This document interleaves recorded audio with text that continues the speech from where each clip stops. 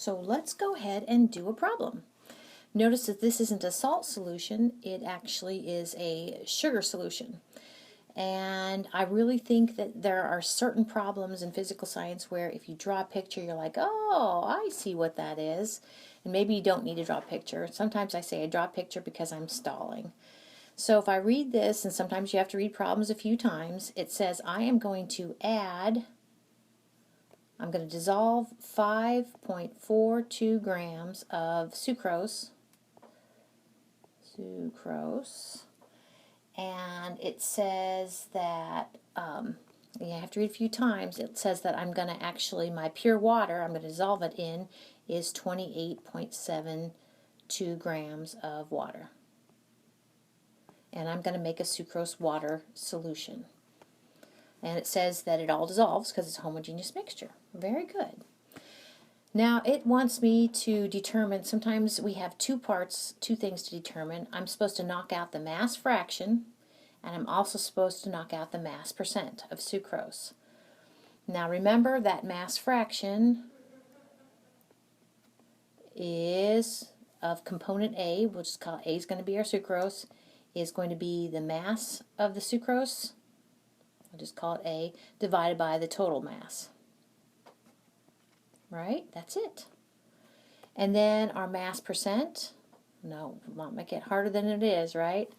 Is going to be, look like mass fraction, mass of A divided by total mass.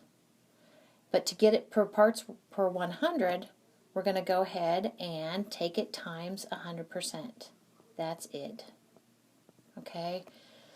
So do you see where the mass of A is right here? That's actually going to be there. Now, how do I get my total mass? I'm going to have to what? Add these two together to get my total mass, and that's it. So let's see what that looks like. So the total mass of the solution, like I said, I'm going to have to add those the mass of the sucrose to the mass of the solution. Now again, you always have to show all of your work. You'd have to show this. You can't just like make a diagram like that and add together. You have to show adding these.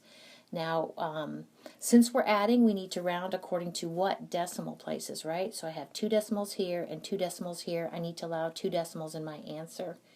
The other thing is don't forget your units in working it out, the units in the things you're adding and the units in the answer. Actually, this isn't the answer, but it's kind of a preliminary, it's a step in finding the answer. So that 34.14 grams, that is the total mass of the solution. So that's going to go in my bottom, my denominator. So, and actually that is going to be what? This. So we have a ratio that looks like this then. The mass fraction, remember, is the one that you take, it's like percent, but you just don't take it times 100%. So we took the weight of the sucrose divided by the total weight, which we got here. Now here we're dividing, so now we round according to sig figs, and I've got 3 sig figs up there, 4 sig figs there, so I need to round according to 3 sig figs. I have my calculator right quick. Let me go ahead and tap that out. Again, when I, early on in the semester, oftentimes I will write both the calculator number and the rounded number.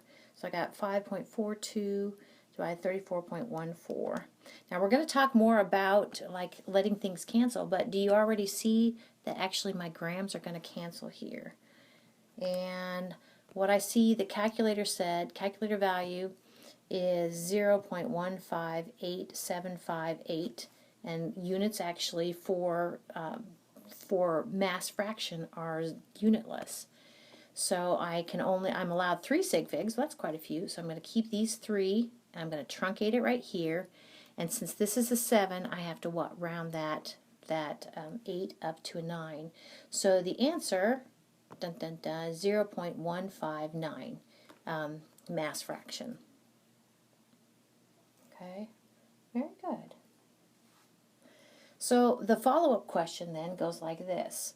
Remember, we're supposed to find mass fraction, then we're also supposed to find mass percent. And this one's a, I don't know. See, do I say that? Oh, yeah, sorry. That's on the next slide.